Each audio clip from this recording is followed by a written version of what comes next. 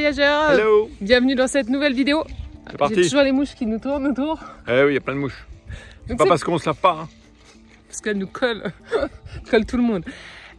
Donc bienvenue dans cette nouvelle vidéo. Ça y est, on a quitté la côte ouest de l'Australie et on est en direction du retour. Eh oui, direction l'est, plein est. Avant ça, 2000 km à faire pour rejoindre le centre de l'Australie, donc Uluru. Donc vous savez, ce gros rocher au milieu de nulle part. Donc dans les 2000 km, il y aura 1100 km de piste. Ouais. Avant ça, donc on a fait notre première étape. Quand même, on a roulé 5 heures et on arrive à Sandstone. Oui. Petit village de 100 habitants qui, à l'époque de la ruée vers l'or, comptait plus de 1000 habitants. Donc avant l'or, avant l'or, ils vivaient en fait de la laine. Ouais, et, de moutons. De moutons. Ensuite de l'or et actuellement la mine. Oui, la mine, bien sûr. Donc d'or encore, d'uranium, de fer et il y en a un autre qu'on a oublié. Oui, c'est un nom bizarre. Mais voilà, elle a beaucoup de charme cette petite ville, c'est très joli. Et puis Camille vous dit bonjour. Bonjour. Ah, tu fais plus la grimace? Hein? Ah, elle essaie de nous faire rire. Voilà, on vous emmène dans cette nouvelle vidéo et puis qui s'annonce encore bien différente des autres. Pleine de découvertes. Yes. Et de randonnées, de belles choses à boire. Eh ben, bonne vidéo. C'est parti.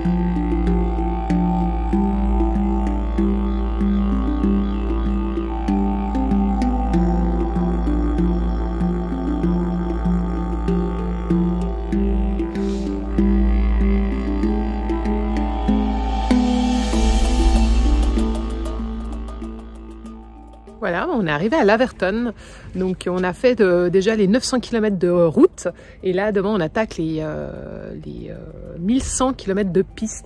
Vous ne me voyez pas très bien, je suis un peu, il y a la nuit qui est tombée, par contre il y a un super coucher de soleil derrière, enfin les lumières.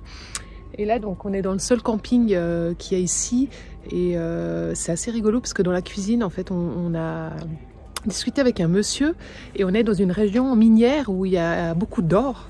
Et on pensait qu'il y avait seulement en fait des grosses mines, voilà, des grosses entreprises. Et en fait, il y a beaucoup de particuliers qui viennent ici. Donc, ils demandent un permis et ils recherchent de l'or. Donc là, on parlait avec ce monsieur et apparemment, il en vit. Donc, il trouve, c'est des pépites qu'il trouve et qu'il revend après à Perth ou alors à une autre ville un peu plus bas. Et donc il arrive vraiment à en vivre, donc il est avec son détecteur de métaux et c'est comme ça qu'il trouve l'or, donc c'est assez impressionnant. Dans le camp kitchen aussi on voit qu'il y a plein de photos en fait de pépites, je vous prendrai quelques images demain au petit déjeuner.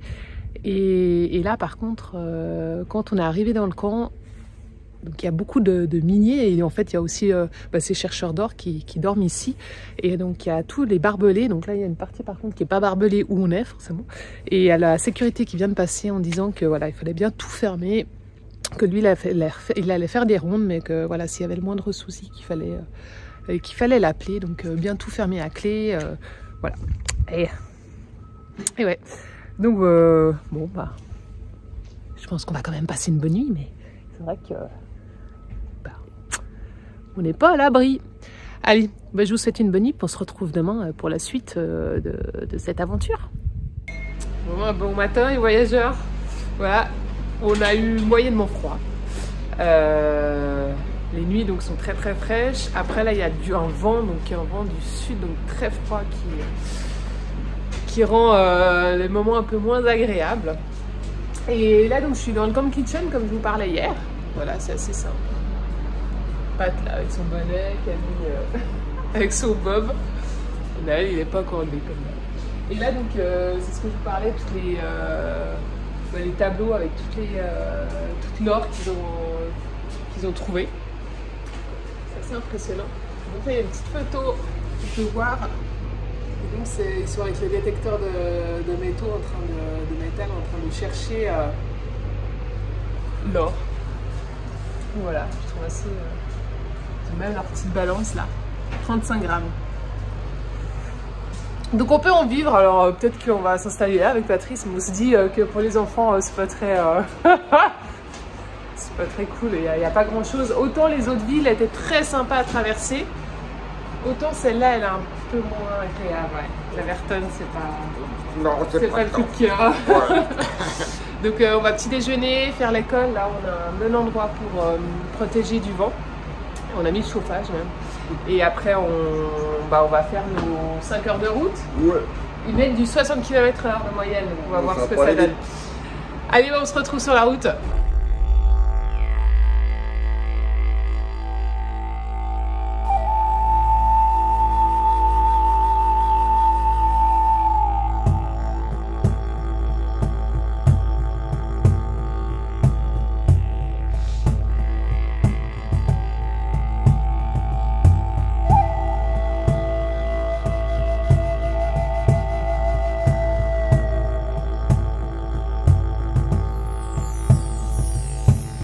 Ces carcasses de voitures nous rappellent notre éloignement de toute civilisation. Nous en décompterons pas moins de 100 sur les 200 premiers kilomètres. Nous finirons par arrêter de les compter. Le prix du remorquage est tel, du fait de son éloignement, que les voitures sont laissées à l'abandon.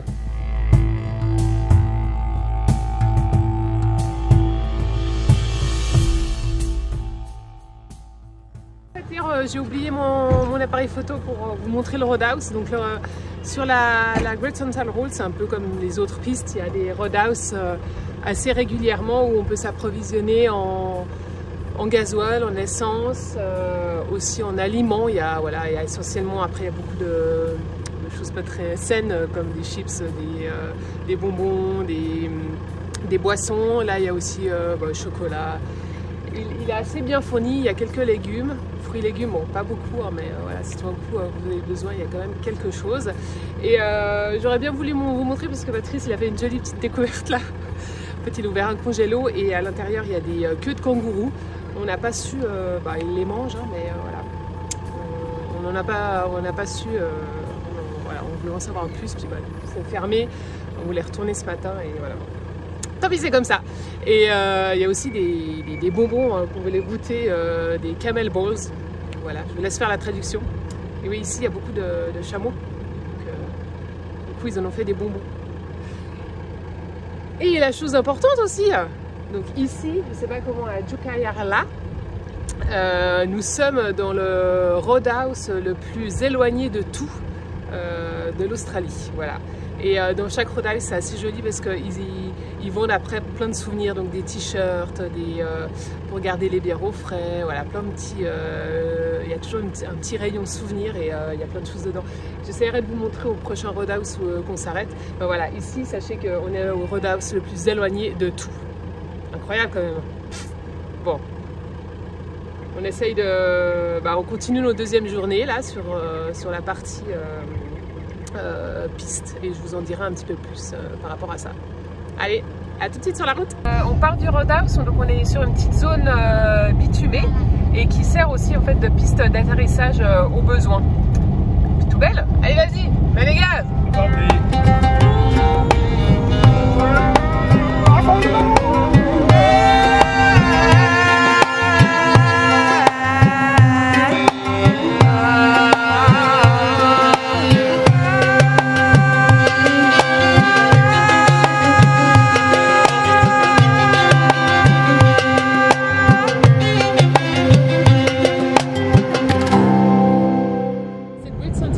C'est le plus long raccourci d'Australie. Ça veut tout dire.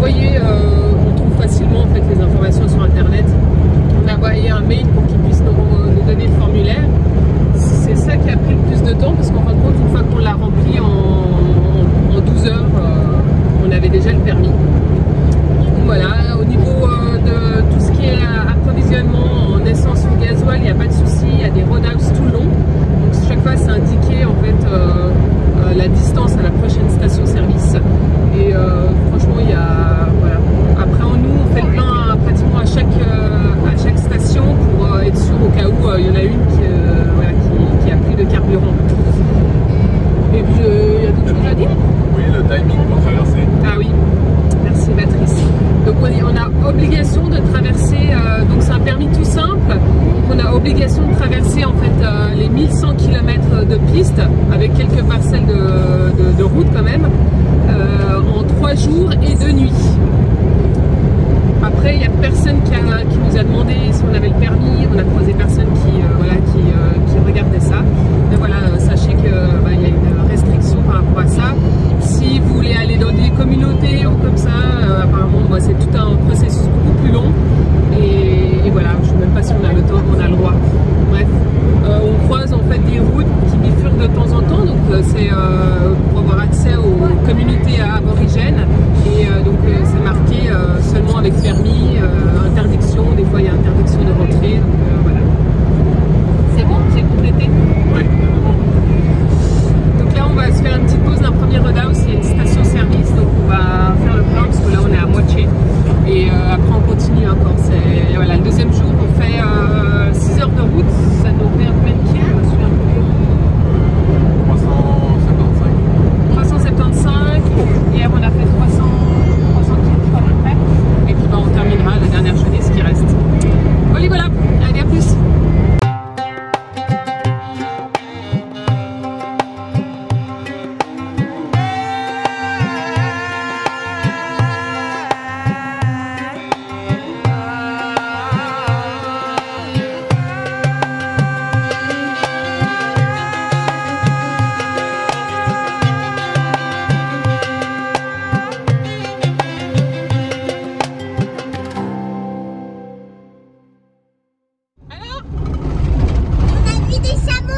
Nos premiers chameaux au milieu du désert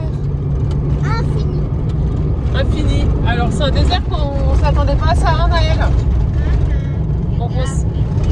Ouais, il y a beaucoup de végétation et il y a des dunes avec de la végétation et pour nous ça ressemble plus à du bush. On va voir un peu plus loin encore.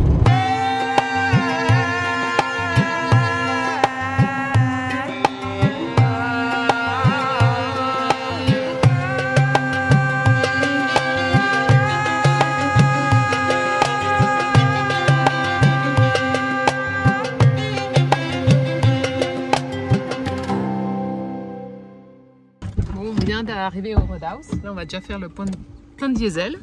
Donc, c'est ouvert. Donc, il faut qu'on aille. C'est fermé à clé, hein, niveau sécurité pour les vols. Donc, je vais aller voir là à l'intérieur.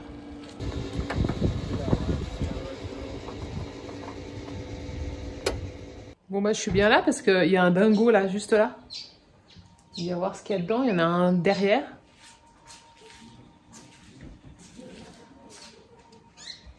Et les enfants, ils sont là-bas avec Patrice, ça va.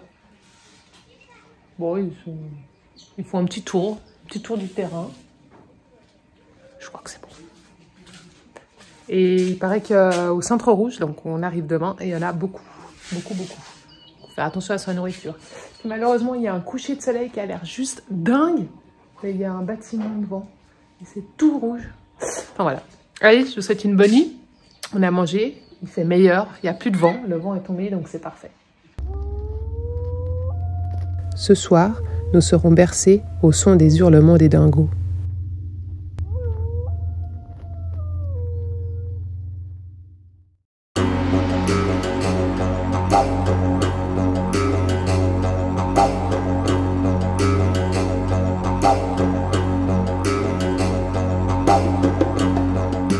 Nous voilà repassés dans le territoire du Nord.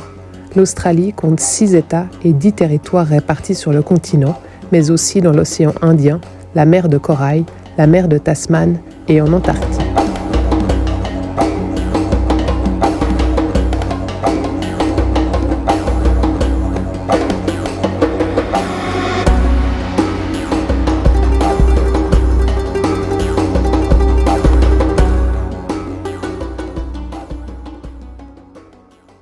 On s'est arrêté parce qu'il y a des caves et puis on va manger. Et puis là, il voit qu'il y a un pneu qui va pas très bien. Il est un poil dégonflé. Donc voilà, ça devait bien arriver sur tout notre périple. Hein. Donc, il y a un caillou. On s'est pris un caillou. Ah ouais, c'est là. Ah, c'est un clou. Hein? changer le pneu. Donc on entend bien quand on tire, ça pchit. On est à 10 PSI, donc ce qu'on va faire, on va regonfler et puis on va voir comment ça se comporte. Et puis si ça va pas, ben on changera la roue. On a notre roue de secours qui est là en haut. On a un système pour réparer les pneus. Donc on fera ça quand on sera... Il nous reste 2 heures de route, donc quand on sera au camping. On va voir. Bon, du coup c'est mort, on a gonflé mais ça sort. Donc à mon avis on l'a pris là il y a très peu de temps. Voilà, bon bah on n'a plus qu'à changer le pneu. Voilà, on a tout sorti pour pouvoir avoir accès à tout ce qu'on a besoin. Et puis c'est super, c'est pas comme s'il y avait de la mouche ici. On se protège. Puis elles sont un peu agaçantes.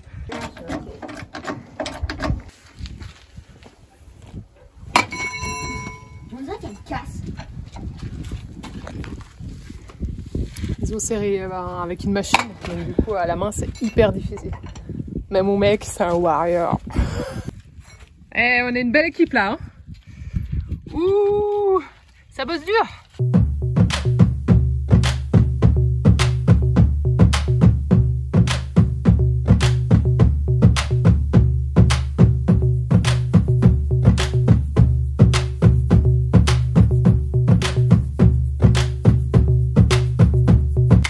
Voilà ce qu'il y avait dans le pneu. Il est gros, hein? Ouais, ça marche moins bien tout de suite. Et il y a un Australien qui est venu nous aider.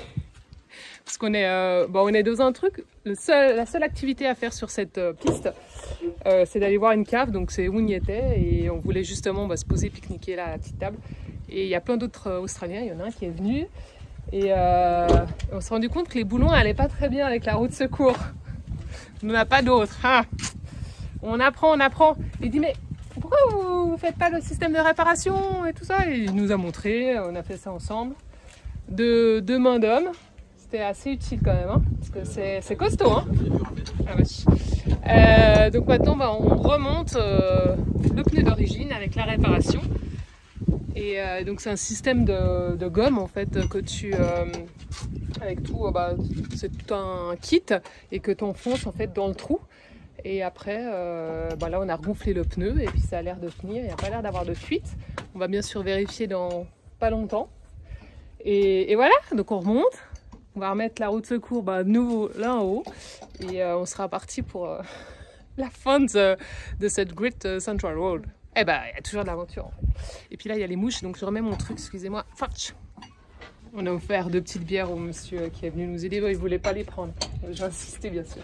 Et puis là, il y a une autre dame, un autre véhicule, qui nous amène une petite boisson fraîche pour toute la famille. Mais ces Australiens, je vous dis, ils sont adorables. Maintenant qu'on a fini de réparer, on va voir quand même ces caves. Ça s'appelle Lasseter's Cave.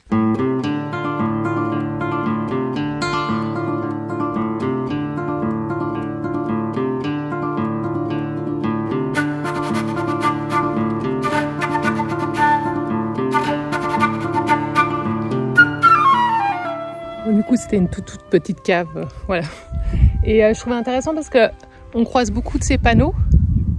Donc no entry, pays terre aborigène. Et donc t'as pas le droit d'aller, sinon t'as des pénalités. Donc c'est assez particulier en fait. On sait pas trop quoi penser. C'est difficile. On reste interrogatif. Je sais pas, entre les Australiens et les aborigènes, on comprend pas trop. C'est assez particulier. C'est leur terre. On est reparti ? On est reparti. Ça a l'air de tenir. T'avais un petit doute ?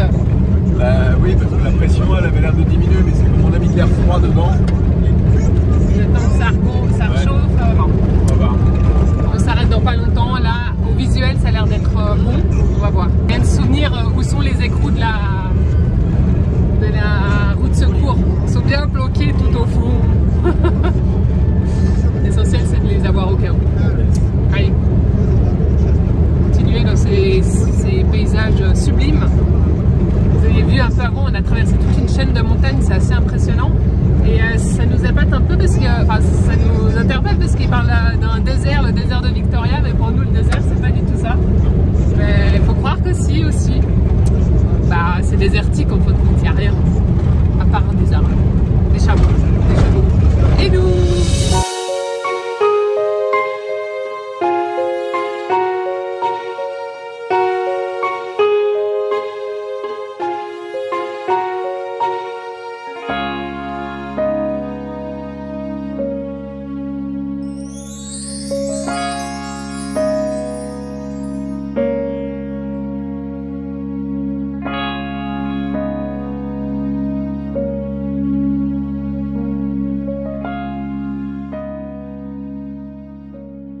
On se retrouve très vite pour la suite de la découverte du centre de l'Australie qui s'annonce très belle.